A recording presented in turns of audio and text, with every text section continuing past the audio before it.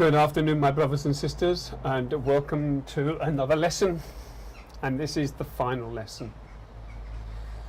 I started this, as I've said in the last 3 or 4 lessons that I've done, I started this way back in May. Never thought I was going to be able to complete these lessons. This is lesson 52, and there are only 52 essentials of the Messianic faith in this series that needs to be dealt with and needs to be expounded upon. The subject of this lesson, I'm going to give a little lecture before I even give you the subject of this lesson, because I think it's important, and I'm going to say this.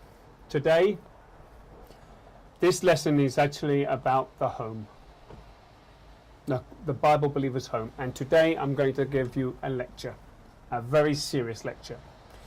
It seems to me that today Bible believers are completely blissfully unaware of what's been going on, that has been undermining, subverting, destroying, pulverizing, mutilating, twisting, co-opting, co-corrupting, manipulating and indoctrinating the family of the Bible believers into thinking the way the world thinks. The devices that the world has been using today to do that, to achieve that singular end, are people like Edward Bernays, the father of modern day public relations. And I'll tell you what he did. One of the 2 things that he did which was unique. He was a relative of Sigmund Freud, and he was the one who managed to con the tobacco industry and the women in fashion to get women to smoke at a time when it was considered unheard of and totally disdainful and unright for women to smoke. And how did he do that? I'm going to have to use a little bit of crude language in what he did. How did he do that? Well, he got the top brass of the sort of A-lister of their day women, fashionable women, very well-known women, and this is back in the 1930s, to walk down Main Street, New York, smoking a cigarette, dressed in fashion clothes, and the aim was to get women to take the cigarette and treat it as if it was a male phallus symbol. Number 2, so that they could get to worship the male phallus symbol as a form of subliminal, exoteric construct of worship. Number 2, it was to depower the men and empower the women, so that the women could start to be powerful and feel empowered, so that they could take the authority of man. That's for Edward Bernays for you. He's also the one who conned the world into believing that the engagement ring with the diamond was a way of a man showing his affection to a woman. By the way, let me tell you this now. How he did that was that he realized that diamonds are as common as dust, as common as sand on sea. So what he did is he went to the De Beers and the diamond industry, and what did he do? I'll tell you exactly what he did. He said, artificially stockpile your diamonds. That's what he told them, and he said, I'm going to go to Hollywood and I'm going to have a couple of conversations with some very well-known Hollywood stars, and I'm going to get them to be on board with this one. And then he flew from New York to Hollywood, and then he said to the Hollywood movie industry, why don't we create a fashion statement, and I'll tell you what you do. You get a man to give an engagement ring to a woman that has a diamond in it. The net result is, from that moment onwards, everybody's perception of the engagement process was governed by Hollywood, not by man, not by Yahweh, but by Hollywood. That's what Edward Bernays, he was responsible for those 2 singular acts. In other words, what was happening is he was showing you how creating an image, setting up an image, and then selling that image to people would be a way to control people. That's why they called him the modern the grandfather or the father of modern public relations, PR. And in every business you'll have a PR department. Department works with human resources to treat human beings as a human resource, a resource to be robbed blind until eventually they end up like a battery with no energy left in it. Number 2, our modern society in this context has also been governed by the electronic social media. And as a direct result, we are living in a world now where suicides are at an epidemic. Why? Because people are spending their time watching their scrying devices. This is a scrying device.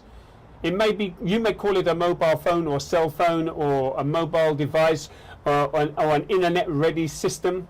But actually it's a scrying device that gives you the ultimate global Talmud for the world. Social media has robbed people of their social cohesion. People now relate to each other, and all they do is they just give themselves a like up or a like down, and they send emojis to each other. The lack of communication and lack of conversation and the art of conversation has been killed dead by this. Suicides are on an epidemic in proportions, and they're rising. Why? Because people are feeling more and more isolated and more frustrated and more lonely. Another thing that's going on is that you've got families that are raising their families in a worldly way. Bible believers who are taking, like fathers who want to have that father-son bonding. So what does he do? Instead of taking him through the scriptures and showing him how the scriptures work and leading him through what the scriptures are all about and teaching him what the scriptures has to say about how to live one's life, how to have a spiritual conduct, how to have spiritual communication. What are most Bible believers doing, especially in America? Oh yes, the Bible believer family, and particularly the Bible believing man in the family, is taking his son to a sports stadium. You know what sports stadiums are? They're basically bread and circuses. And if you want to know what bread and circuses are, go and check out bread and circuses on the internet. It is actually the system that was employed and deployed by the Roman Empire to keep the people, the ordinary masses, the public, in check. Why? Because in bread and circuses they gave them enough money to live, and they gave them all the entertainment to distract them from what was really going on, so that they would never rise up against their paymasters, never stand up against those people who are in authority. Bread and circuses. And the Romans also had another system that was also the underpinning of bread and circuses, and that was the tall poppy syndrome. And what the tall poppy syndrome was is that if you rose your head up above the parapet to find out what was going on and to figure out what was going on and start talking, guess what they came and did? They chopped your head off. Tall poppy syndrome. Today we have a tall poppy syndrome. It's called keeping people in check by social compliance. I'm giving this lecture because before I do this lesson, you're going to see the reason why. This is a very long lecture. Another thing that's been going on that I've noticed in the world is that people are following fashion statements. Now, the youth of today are heinously guilty of this. What are they doing? Well, you can tell a person who's following fashion statements. I call it program language. Every single culture and subculture and subculture and the strutters in those different cultures, all of them have their program language. I'll give you an example of program language. Now, a person might say, well, you're judging me. Oh, I don't want to be judged. Yeah, okay. Well, if you don't want to be judged, don't dress in a way that people will perceive you to be a particular way. Start dressing individually. Start showing that you're different from the rest. But if you're going to go along with the herd, people are going to judge you as if you're part of the herd. This is the truth. Give you an example. People who wear baseball caps with their peaks around there, with baggy trousers showing their pants or underwear and their rear end, and walking around doing all this, and Ebro man and Ebro man and high fives and all that kind of stuff. All of that was modern program language, youth culture that came right out of MTV. Sold as rap culture and disenfranchised, disaffected youth for them to listen to modern rap music, R&B, and then go and get themselves totally imbibed into the whole modern pop culture. The net result is that if you've got Bible families, the kids are dressing like that, watching their scrying devices, following the latest trends, dressing in the latest fashion, rather than doing Bible study with their parents on a daily basis, then you haven't got a family. You've got you've got an earthly family, a secular family. Now, I'm going to tell you one thing, and I'm going to say this. One of Lucifer's chief targets, in fact, I would say it's possibly up there with number one. Okay, the top two targets. One is to stop the Bible from being propagated, to stop this going out, to stop this reaching people. He uses a lot of tactics to prevent that from happening. Distractions one, intimidations another, manipulations another, brainwashing's another, subliminal messages another, bombarding the senses with things that are not scriptural is another. There's a myriad of devices. And the other thing he goes after, because he knows that's the important one, is the family unit. The family unit, as it stands today, is not operating in the way it was 2,000 years ago. 2,000 years ago, we didn't have many scrying. In fact, there was no scrying devices. There was no real sort of billboard, television, mass media brainwashing and manipulation. Today, the mass media has been used in a way that would make even the most ardent Greek philosopher envious. The problem is that today that we have families where kids are spoilt because they've been told to be spoilt, because they've been indoctrinated to be spoilt. Why? Because they watch their soap operas, they watch reality shows, they watch X Factor, Pop Idol, they watch their sports stars, their pop stars. They see the way they behave, and they say, well, if they can do it, I can do it. There's no consequences for sin. I can get away with it. Guess what? They may think that. But when the Bible believer takes that spirit of the world and brings it into the family, he stinks up the family, and he stinks up the spirit of that family. But good. I've had to say this because this particular lesson is a really tough lesson.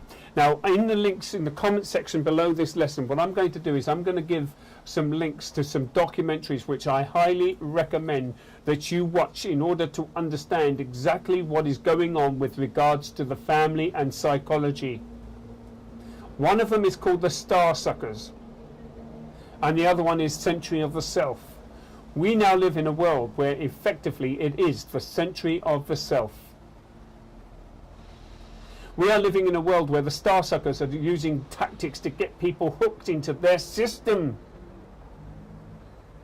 The other thing that's going on is they're initiating arguments which are called phony bones of contention to get people riling up against each other, to divide and rule us.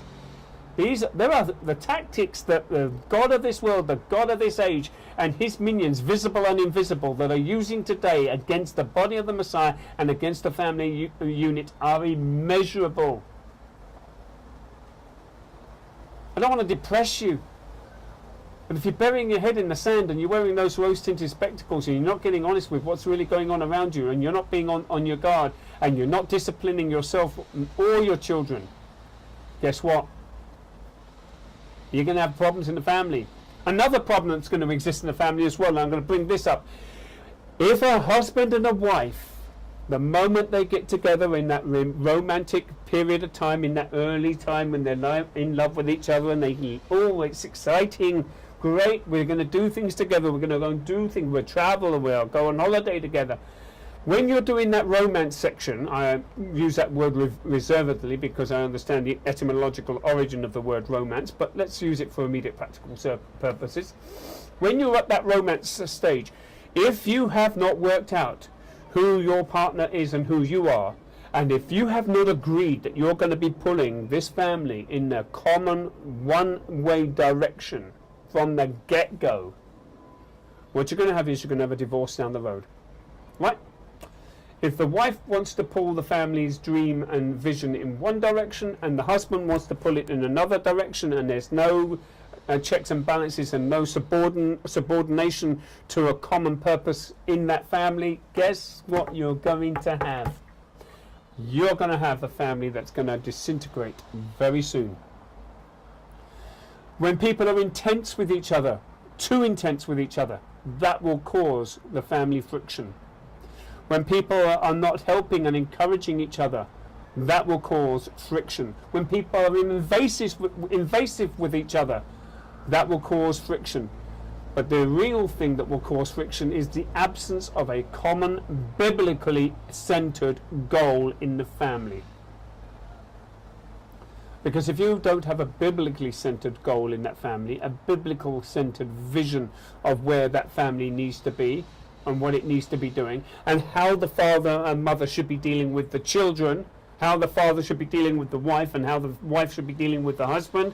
If you don't know what the Bible says about any of that, and you're not in compliance and derivative and subordinate to that, that family will be divided and it will not stand.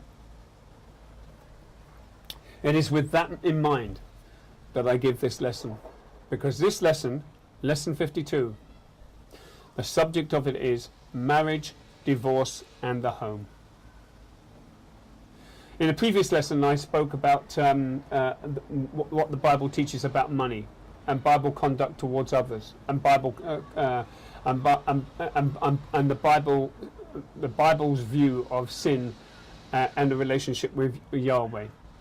This is really the outworking, because in the family, and they say, and I believe it's true, the family is the rock bed of modern society. And if the family is working, then society will be healthy and more healthy for it. But if the family's not working, then society's not going to work. Why? Because if you've got a wife and a husband and they're bickering, guess what? Other people are going to see that bickering and they're going to say, well, if they can do it, I can do it. Oh my goodness, they're bickering. Oh well, we'll just get used to it. And by the way, when you start getting used to people doing things that are not right, you become, what is the term? Oh yes, that's right. You become desensitized to it. In other words, you become accepting of it. You end up accepting that it's the norm. Everybody does it, so just get along and do it yourself. That's because Lucifer's job is to desensitize you to him and to his tactics, so that you end up acquiescing to his tactics. And if you don't get that in your head, you ain't going to get nothing in your head. Nothing.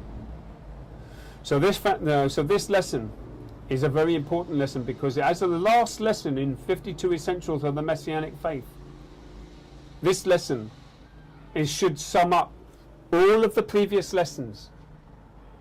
This lesson should sum up how it should be manifested in the family, the rockbed of our modern community, and indeed has been the rockbed of every community. Now, there are two types of communities what I believe gets this right, and I've spoken to you in these previous lessons before. One is the Amish and Mennonite communities, and by and large, the Orthodox Jewish families, putting aside their Talmud and the fact that they don't accept the Messiah, when it comes to the family cohesion, they are actually very good at the family unit, by and large. And I've seen them. I've seen it at work with the family unit. The kids are not that terribly wayward. And another thing, though, I will address before we get in with this, is that the Jewish society is very much a matriarchal society. And I'm going to tell you this now. If you have a matriarchal society, in the esoteric, exoteric version of events, what you actually have is you have a society that is worshipping the sacred feminine, worshipping the goddess. Because the Bible is patriarchal in orientation. The Tanakh and the Brit HaKadosh are patriarchal in orientation. Where the Jews get their matriarchal sense, I have no idea, but it certainly is not from the scriptures. A society should be patriarchal. And the big problem in our society as well is that there's been this, what I call, and I learnt this term a long time ago, there's been this gender quake, where the emphasis on the power, the prestige, and the decision making, and the actions, and the responsibility, and the agenda, and everything has been taken and shifted from men to women.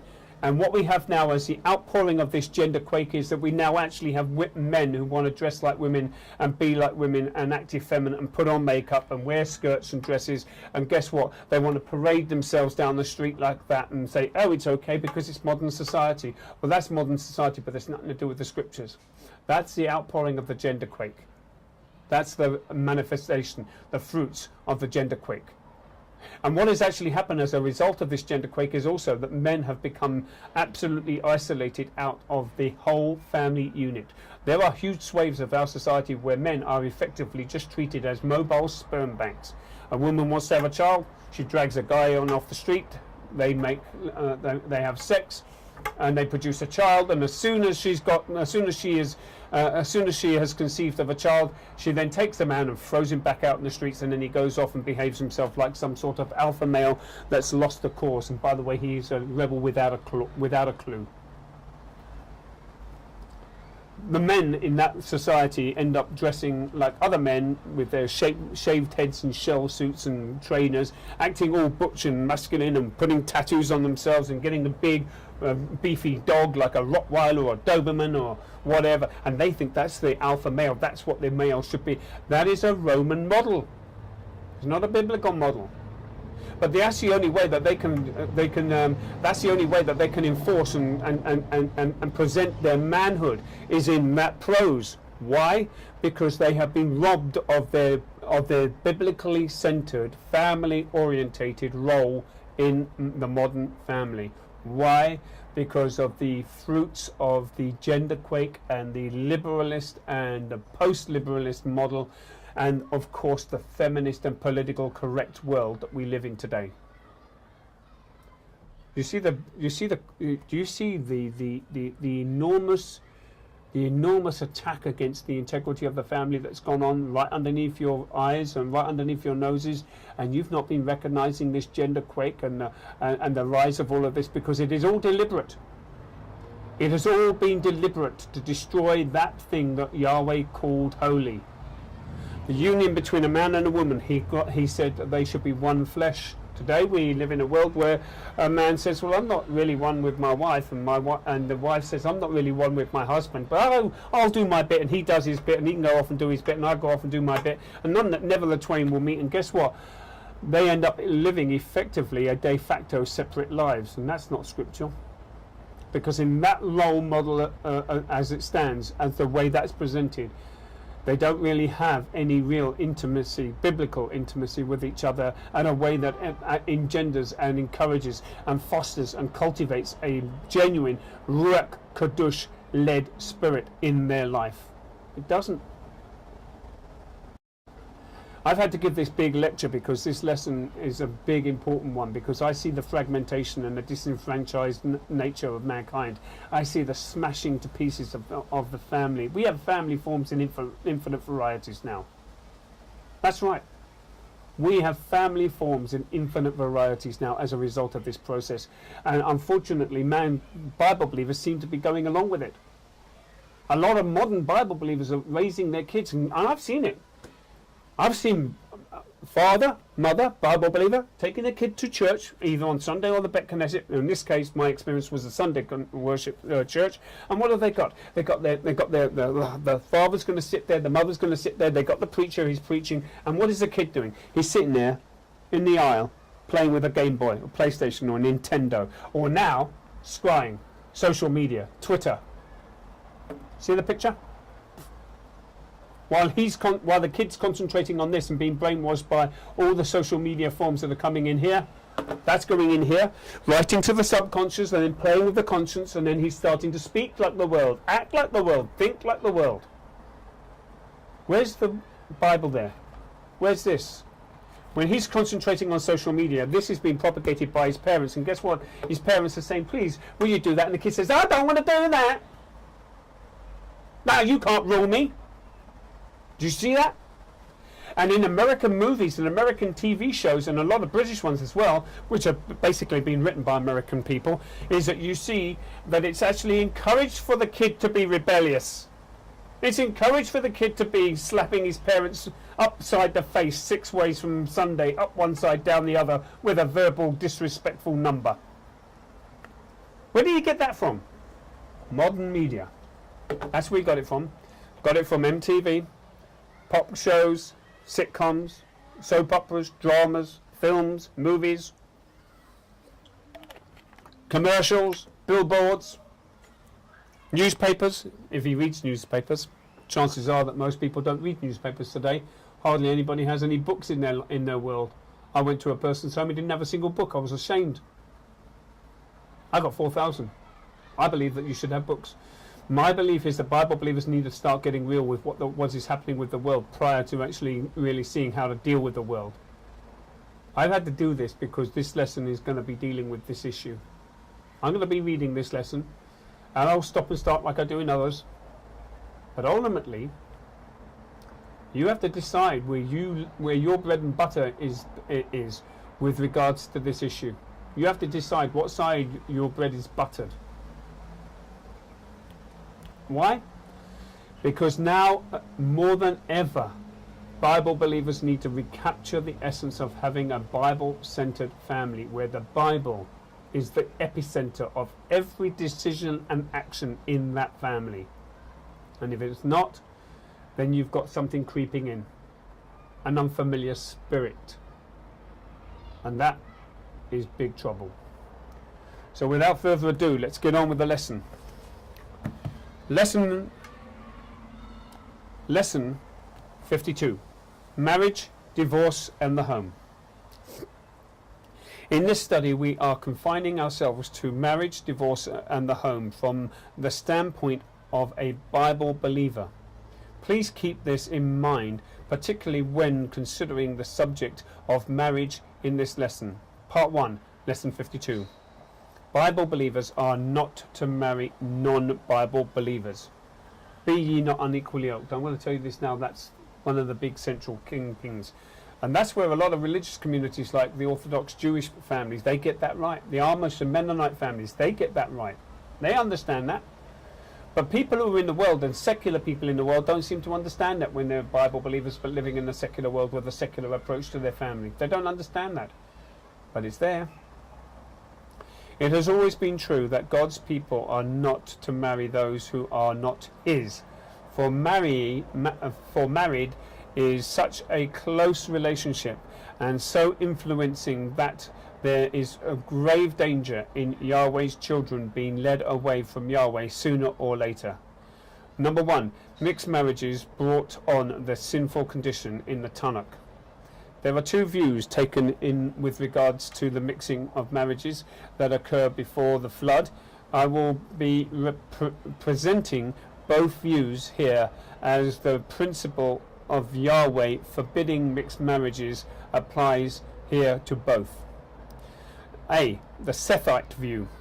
The descendants of Seth and Enos, said to have had begun calling on the name of the Yahweh, Genesis chapter 4 verse 24 to 25.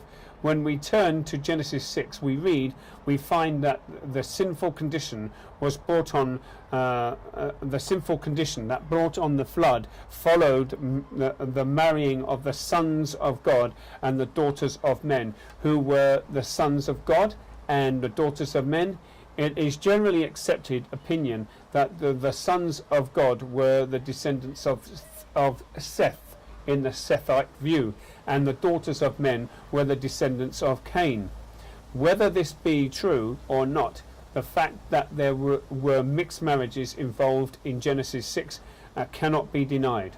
Genesis chapter 4 verses 24 to 25 reads, If Cain shall be avenged sevenfold, truly Lamech 70 and sevenfold. And Adam knew his wife again, and she bare a son, and called his name Seth.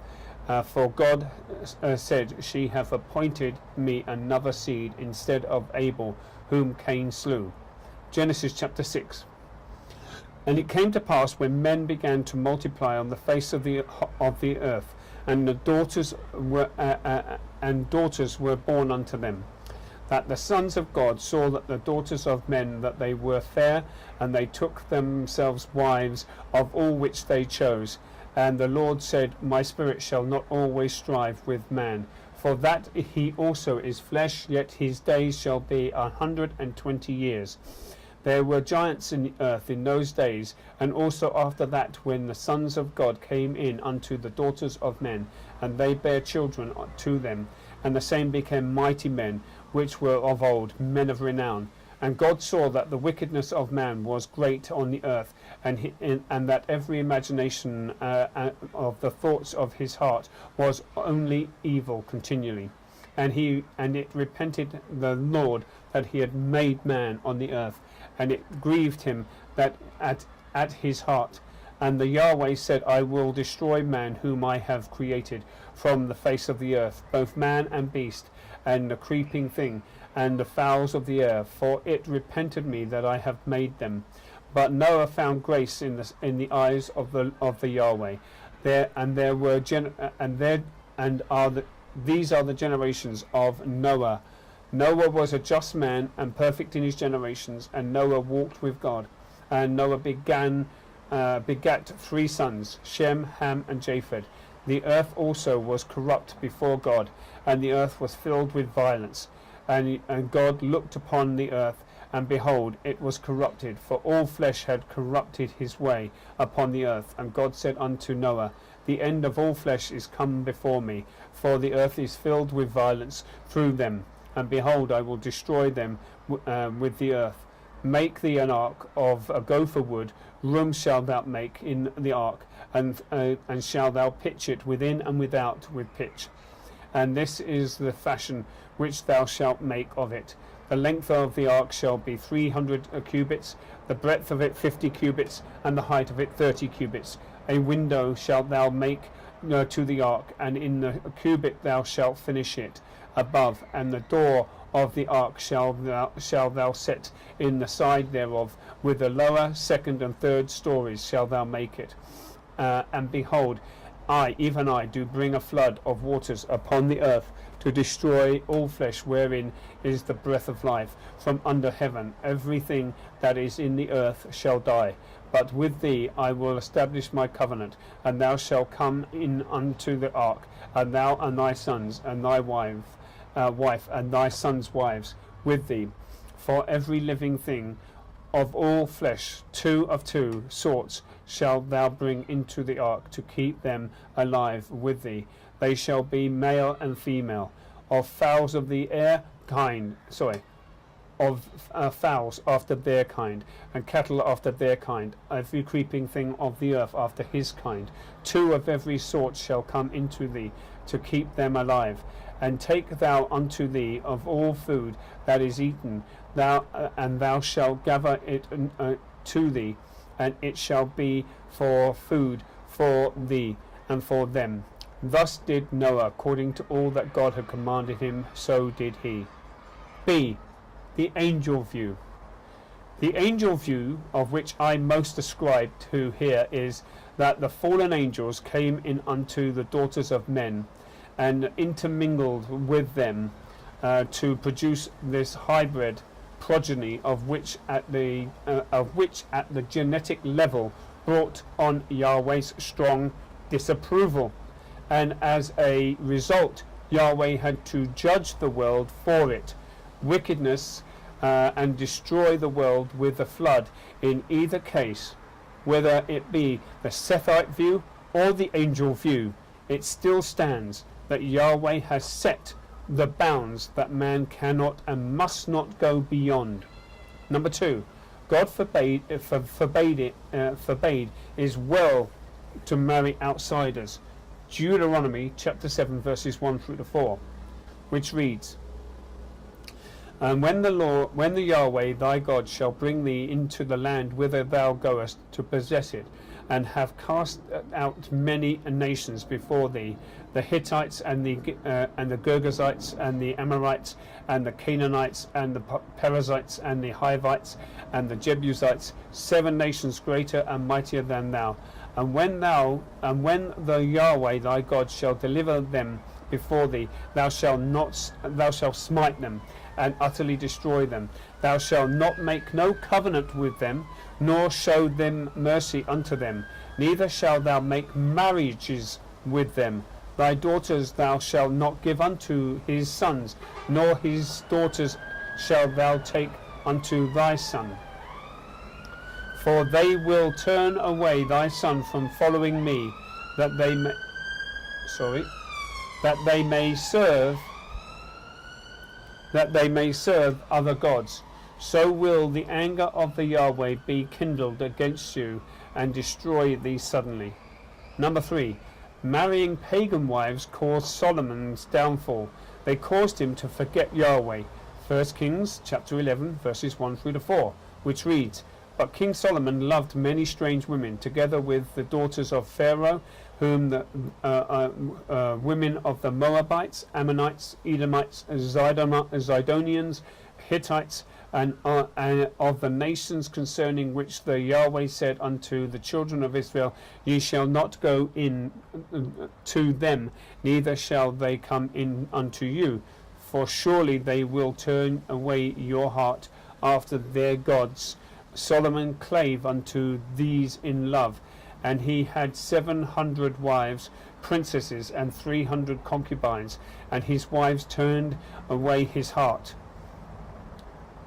For it came to pass that when Solomon was old, that his wives turned away his heart after other gods, and his heart was not perfect with the Yahweh his God, as was the heart of David his father. By the way, when Solomon was around, if you ever go to Israel, and if you ever look at from Jerusalem to the Mount of Olives, you've got the Mount of Olives, and then at the end you've got this little other mound.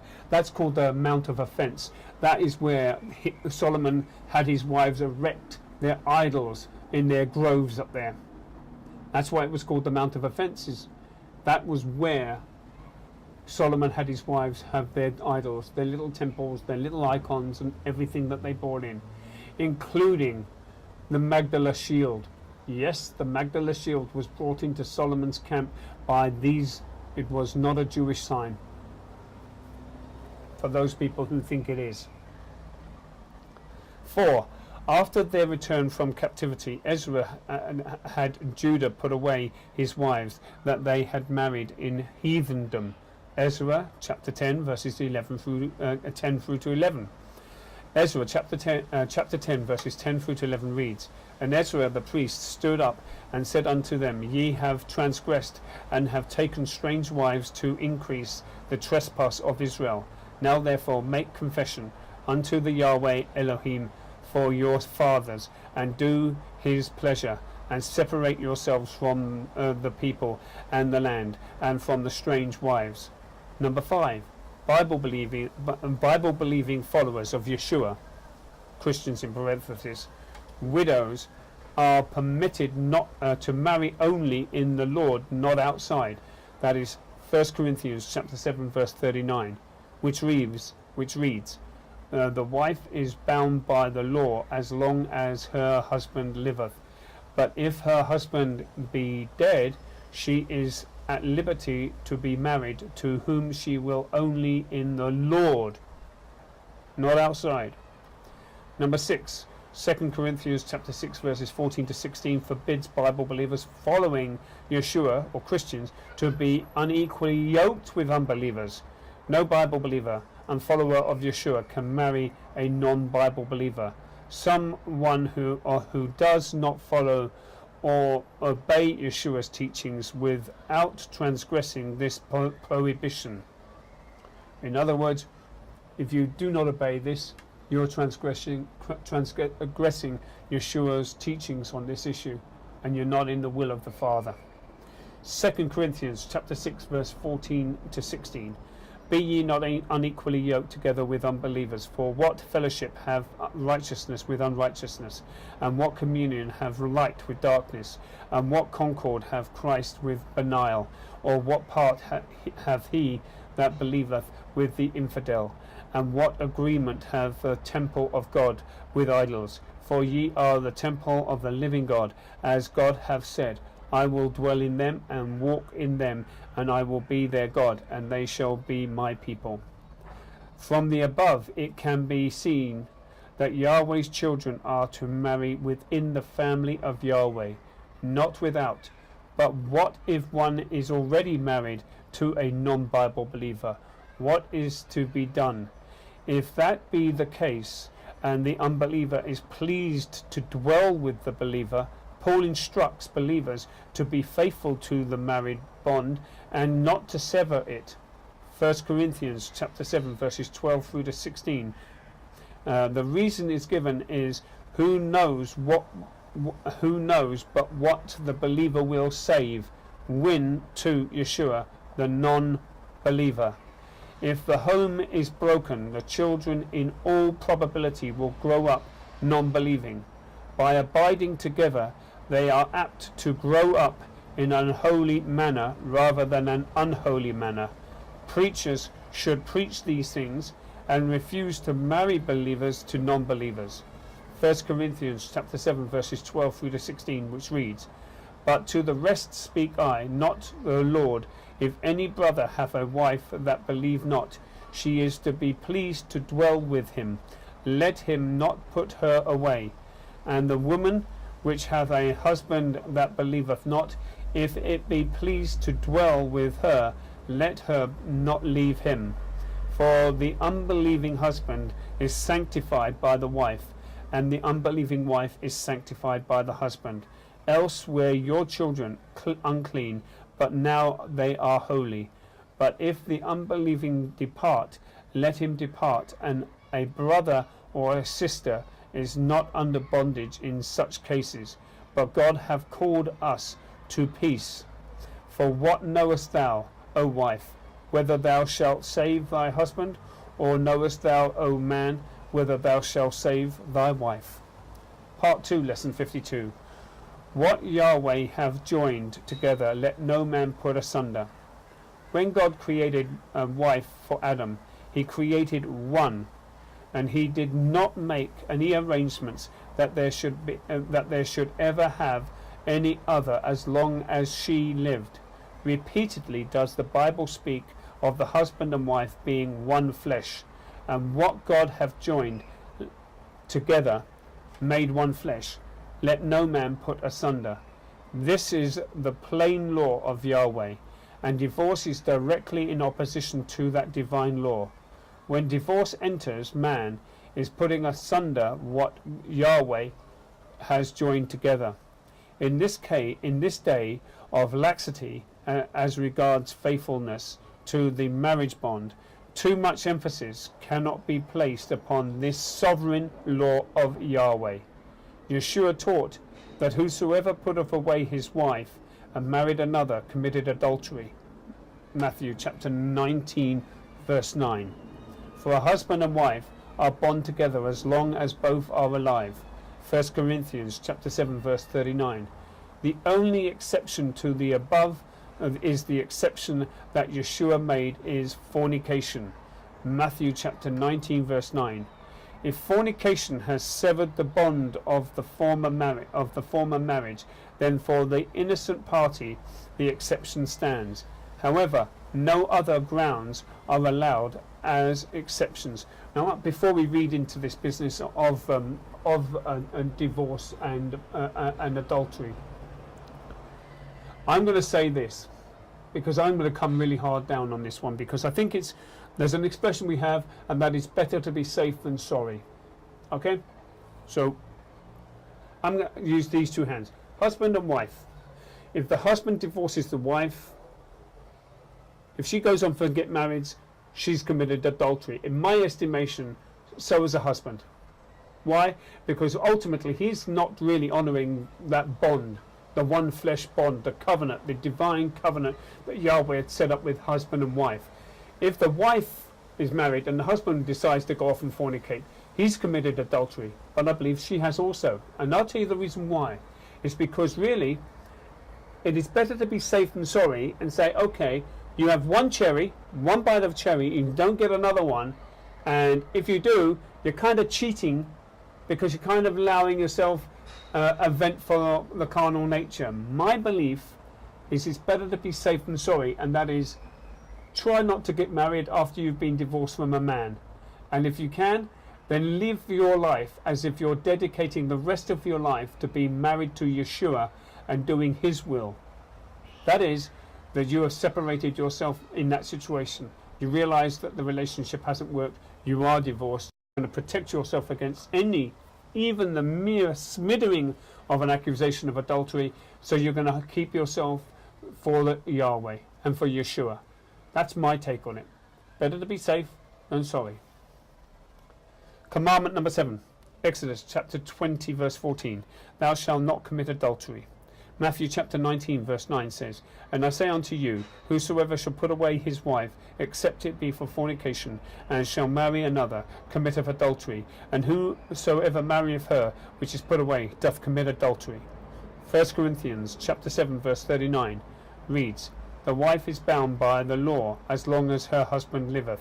But if her husband be dead, she is at liberty to be married to whom she will, only in the Lord. Matthew chapter 19 verse 9, and I repeat, And I say unto you, whosoever shall put away his wife, except it be for fornication, and shall marry another, committeth adultery. And whosoever marrieth her which is put away, doth commit adultery. Part 3, lesson 52. Yahweh given teaching about the home. Number 1, the husband and the father. As husbands, he is to love and honour his wife, not being bitter towards her. Ephesians chapter 5 verse 25, 1 Peter chapter 3 verse 7, Colossians chapter 3 verse 19. As a father, he is to bring up his children in the chastening and the admonition of the Lord, being careful not to provoke them to wrath or discouragement. Ephesians chapter 6 verse 4, Colossians chapter 3 verse 21. Ephesians chapter 5 verse 25. Husbands, love your wives, even as Christ also loved the church. Husbands, love your wives, even as Christ also loved the church, and gave himself for it. 1 Peter chapter 3 verse 7 reads, Likewise, ye husbands, dwell in them according to the knowledge, giving honour unto the wife, as unto the weaker vessel, and as being heirs together of the grace of life, that your prayers be not hindered. Colossians chapter 3 verse 19.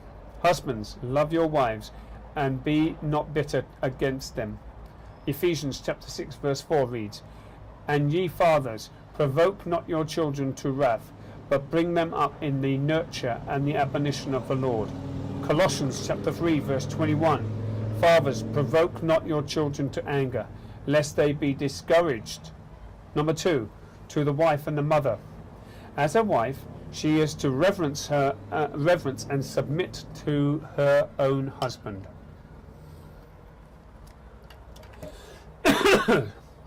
Being an ornament with a meek and quiet spirit, rather than gold and silver and costly array. Excuse me. And I'm going to repeat that actually, because that's kind of an important one. I'm going to repeat that, so I'm going to scroll down and repeat that. As a wife, she is to reverence and submit to her own husband, being an ornament with a meek and quiet spirit, rather than gold and silver and costly array. I'm going to tell you this now. I have seen this happen in so many Bible-believing churches, whether they be Shabbat-keeping churches, I've seen that online, or whether that be Sunday worshipping churches, and it's particularly prevalent in certain ethnic cultures. Women come to church dressed in gold and gold and gold and bling and bling and bling, and they put makeup on themselves like they've slapped on a big mask of plaster of Paris. That's going directly against this. That's not humility. That's not meekness and a quiet spirit. That's flaunting it and coming in saying, here I am, the big I am. Here I am, the big I am. And guess what? Men have allowed that to happen. Do you see the point? This is a real big issue here. Because when you're actually a Bible believer, you're supposed to show the glory of Yahweh by being submitted to Him in subordination and derivative to Him and to His Word, and not flaunt the big I am ego. Ephesians chapter 5 verse 22 to 24. 1 Peter chapter 3 verses 1 through to 6. As a mother, she is to teach the younger women to grow up to be the right kind of wives and mothers. Titus chapter 2 verses 3 to 5. Ephesians chapter 5 verse 22 to 24 reads, Wives, submit yourselves unto your own husbands, and as unto the Lord. For the husband is the head of the wife, even as Christ is the head of the church, and he is the Saviour of the body. Therefore, as the church is subject to Christ, so let the wives be subject to their own husbands in everything. Now that's a very hard thing, because now post-feminist society, women say, oh, I want my rights, I want to have my rights, I want to have my say, oh, I want to do this, I want to do that, and this is where the contentions in the family come. Why? Where do you think they got that from? They got that from by watching television, soap operas, dramas, cop shows, and who knows whatever else, including films, and they see the pattern ever before their face, and that is, oh, the man and the woman have to be at contention with each other. There has to be strife in the family. There has to be the man being downplayed and the woman exalted, and there has to be this argument all the time. Have you seen that in all these films? Have you seen that in all the TV shows? Have you seen it in all the cop shows? Have you seen it? And when you see that, you become desensitized to it, and then you begin to accept it as if it's a normal pattern. That goes back to what I was saying at the beginning of the lesson, where you have mass PR machines kicking into place, where they have multimedia companies who do these shows with the view of propagating this agenda and knowing full well that it is going to impact, whether we like it or not, on the Bible-centered family. That pattern is not biblical. And the reason why it's not biblical is because it's not scriptural. And when you're conducting yourself with an anti-scriptural approach, and you're thinking that you can rationalize it and ask God to forgive you and give you grace, and you're not being obedient to the commandments, obedience is better than sacrifice, declares the scriptures. And guess what? That's a real deal. You're not being obedient. You're not. If you're not doing that, you're not being obedient. If you're having sideways swipes at your husband because you think he's a lower form of pond life, because you don't respect him, guess what? You're doing the way the world does it. You're not doing the way Yeshua does it. If the husband's coming in and bullying his wife and saying, "Give me my meal, man, give me my meal," slap her around and say, "I want my meal," or you're just a work in the kitchen, guess what? That's a worldly model. And if you're bringing that into the kingdom of God and into the Bible family, that ain't scriptural. There are two forms of manipulation that the devil uses in the family. There's intimidation and manipulation. The intimidation is the masculine form, and manipulation is the feminine form. And when you have a relationship where you've got intimidation and manipulation working in similitude with each other to create a condition whereby the family unit is being fragmented and eroded away, you don't have the spirit of Yeshua there. You've invited the spirit of the world right into your home, right there in front of you on the table during the mealtime. Nice little quiet pause there, because I would like you to think about what I just said. You've invited the spirit of the world into your home. 1 Peter chapter 3 verses 1 through to 6. Likewise, ye wives, be in subjection to your own husbands, that if any obey not the word, they also may without the word be won by the conversation of the wives. By the conversation of the wives, correct. While they behold your chaste conversation, coupled with fear, whose adorning is, let it not be that outward adorning of painting and hair, or of wearing of gold, or putting on of apparel, but let it be the hidden man of the heart, that in that which is not corruptible, even the ornament of the meek and a quiet spirit, which is in the sight of God a great price. For after this manner in the old time the holy women also, who trusted in God, adorned themselves, being in subjection unto their own husbands. Even as Sarah obeyed Abraham, calling him Lord, whose daughters ye are, as long as ye do well, and are not afraid with any amazement. By the way, the word husband has two applications in the scriptures, and I'll bring this out. The word husband has two applications.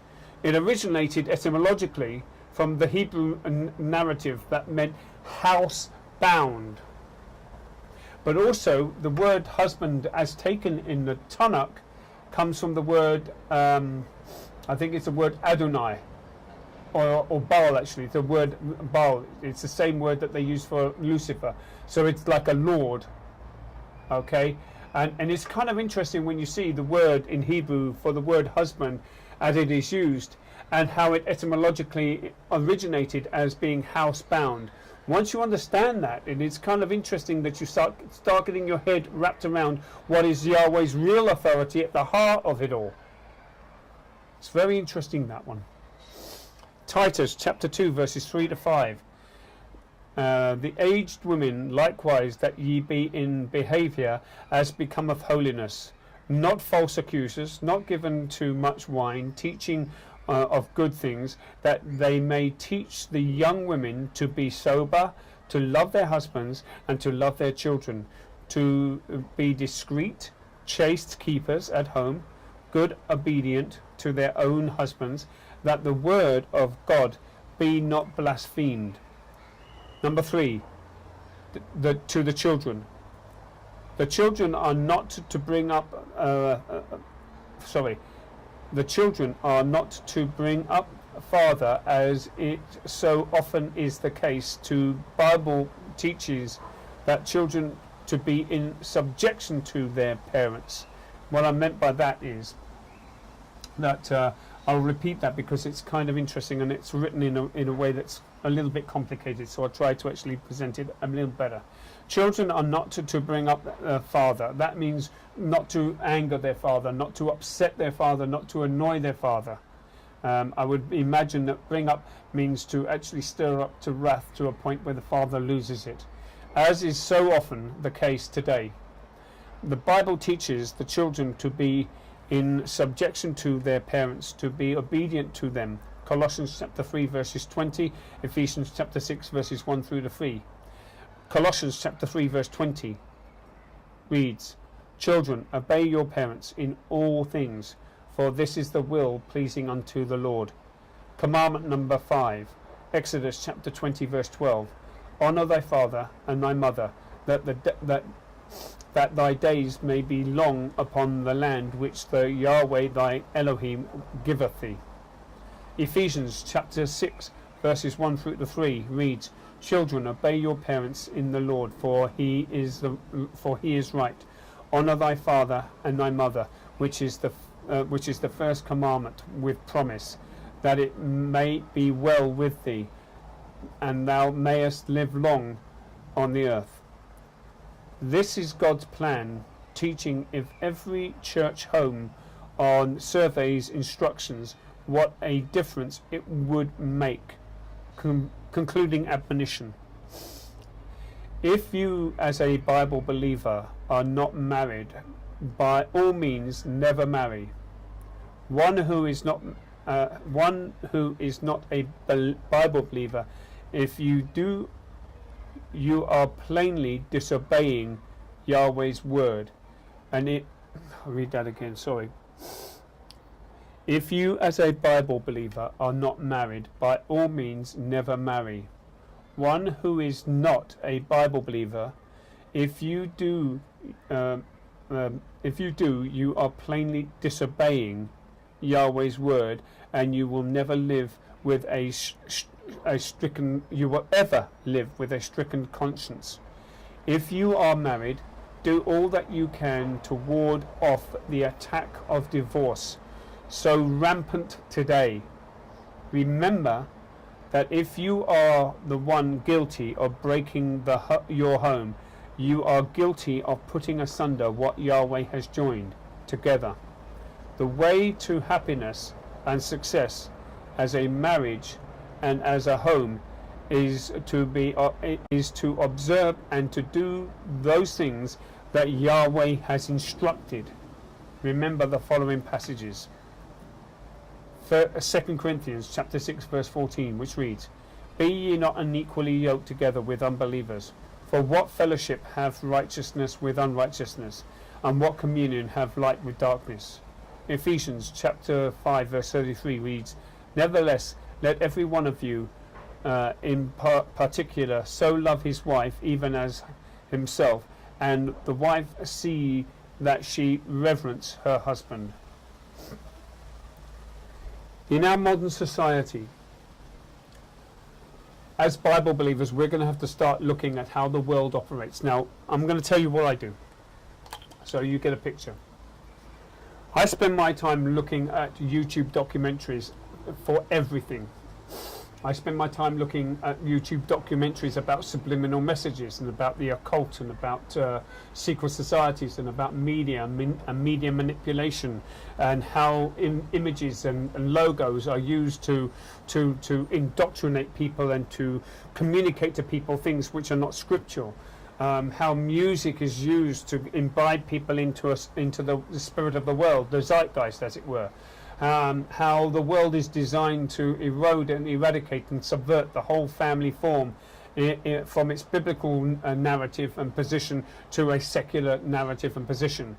How jobs are used, how people are finding themselves in jobs where they're encouraged to work overtime. And here's one for you. It's a pet peeve of mine in that issue, that if you're a husband and you're a wife, and if you're a husband working in a job and your boss says to you, "We need you to work overtime," and you say, "Well, I'm already working 40 hours a week for you," and he says, "Well, don't you like your job? I can easily find someone else to get a job for you to come and replace you." And what do? Instead of lose your job, you'll work overtime with your boss. Next thing is that you do that once, and then the boss says, "Will you work overtime again?"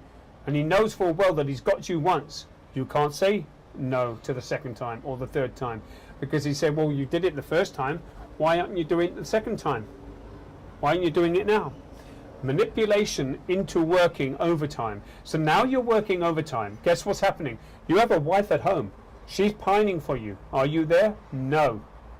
Now this is where Lucifer will step into that situation, because the man in the office is working in the office, he's doing the overtime, and then suddenly he's invited to an office party to celebrate a completion of a particular project, and the boss brings in a secretary or a woman. Automatically there's a divorce happening there, there's adultery occurring there, because he's going to be entrapped and manipulated and intimidated into having an affair with a woman at the workplace. The wife at home herself is now pining, and she's not obviously being comforted by her husband, and Lucifer provides for her as well by either the milkman or some postman or somebody or some service worker or maybe some neighbor. And then what you have is you have a wife who's committed adultery secretly without her husband knowing, the husband who's committed adultery secretly without the wife knowing, and then suddenly they find that they're not really communicating. An enmity has stepped in, a distrust, a disconnect. What has really happened there is, over that little Faustian pact, the husband and the wife have found themselves holding each other over the same barrel of guilt, shame and remorse, but they've not brought it before the Lord, and they've not confessed it, and they've not asked for forgiveness, and they've not acknowledged that they both fell from grace at that moment. You see how the devil works? That's just a prime example. And if you've got kids who are observing that whole behavior, they're automatically thinking, well, there's no difference between my Bible-believing parents and the people that I see and the parents I see on the block who are not Bible-believing. There's no difference between them. So what power does the gospel have over that situation? So then what it does is it has an unforeseen consequence, and that is it castrates the power of the gospel in the life of the Bible believer and the family. I'm sorry to use a crude term, but that's exactly what it does. This is a very, very, very powerful lesson. It's very disturbing, because we live in a world now that I've seen this happen in Bible believers. In fact, I can tell you it's happened very graphically, where manipulation, intimidation, lies and deceit was used to do that in a family that I knew, a Bible believing family that I knew. It happened. So don't tell me it doesn't happen in Bible believers' homes. It does. And it is a crying shame that it does happen. The lesson and the emphasis of this lesson is that I'm giving this lesson out as the last lesson, and it is lesson 52, as an admonition in the hope that you heed these warnings and that you make every attempt to neutralize any attempt to break down the integrity of the family, that you neutralize any attempt to bring about divorce and adultery in the home. These lessons, by the way, have been done by virtue of the fact that you have to have a strategy in dealing, a practical strategy in dealing with how to overcome the world. And that's true. This is the end of lesson 52, and it's the end of the lessons that I've produced. This is the last lesson. I am excited and saddened in the same way. I've spoken to some people on Facebook, and Facebook mentions and Facebook Messenger, and the people I've spoken to, they are kind of really sad that this is the end. This has been a glorious summer. Way back in May when I first started doing these, I never thought I was going to complete the lessons, but I have. Yeah! Woo! Yay! Yay! I did it! I'm thankful, Father in heaven, that you allowed me, that you gave me, you spurred me on to do and complete these lessons. And if you notice, as part of a celebration, it's not the complete celebration, because there's going to be an after 52 Essentials of the Messianic Faith celebration. That will be an audio-visual fest of everything that I've done. You'll be seeing 3 different forms of celebrating, because I think that it needs to be done. For those who are artistic, I will do a mixture of stuff. For those people who are really wanting the meat, they will do that. And as I have already stated in previous lessons, there's going to be some reduxes these lessons where I'm going to get into these subjects in a more meatier, more precise and more definite form. Those you'll have to wait. I will do them as I am provoked to do them. I will do them as I put them together, but it also means I have to review each lesson to find out which lessons I've made a mention of the possibility of a redux. And once I've done that, I will make a note, and then it will be then done, and I will set to creating reduxes. Also, if you notice that these lessons are actually formed in clusters, and the reduxes will probably be that I will actually create the clusters and bring the clusters together and build them as one lesson, so that you'll have maybe an hour and a half lesson that has them all together and dealing with them. You'll have to wait for the redux versions. There will be 2 celebrational masterpieces done after this, but I'm so happy that I've done this. And by the way, just in case for those people who are artistically minded, have you noticed this recording space has all of the sarongs, the materials that I've used? This, 1, 2, 3, 4, 5. I've used 5 different bits of colourful material as backdrops to these lessons. And I don't know whether you've noticed, I've used them all in this lesson. Every one of them. Yes. Thank you for following these lessons, my brothers and sisters. Thank you. It's been a really, really great summer for me. And I hope that these lessons have been really great for you. I can't say until the next time because, well, we'll have to see when you'll see me next. Hang around the block. Watch this space. Follow my channel. Click the link below. Support me. Share. And above all, comment. I'll be sending you the links to 2 documentaries, Century of the Self and the Star Suckers. I want you to watch that. I want you to watch those 2 and study those well, because that's the tactics that the devil, the God of this age, the God of this world, is using against you, my fellow Bible believers, and your families. Watch them. Get to understand the tactics that they are using. Learn the psychological mechanisms that are in play to destroy the family unit, to get the child to be rebellious, to get the mother and father at each other's throats to the point where they commit adultery and a divorce. See it? Understand it?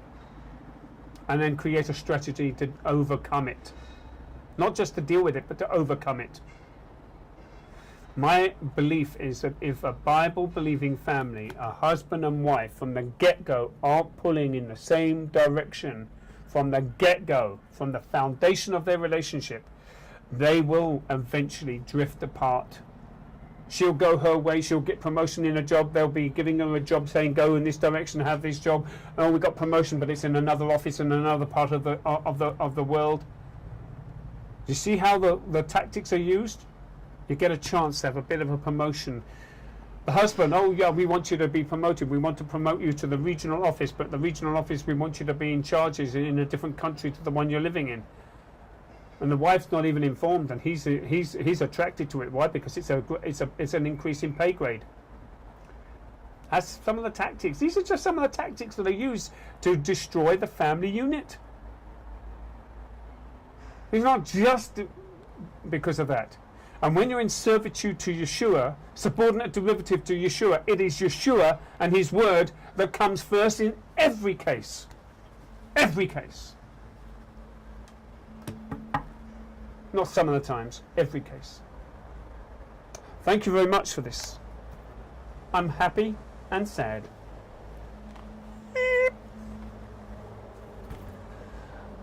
Been a wonderful summer. Wonderful summer.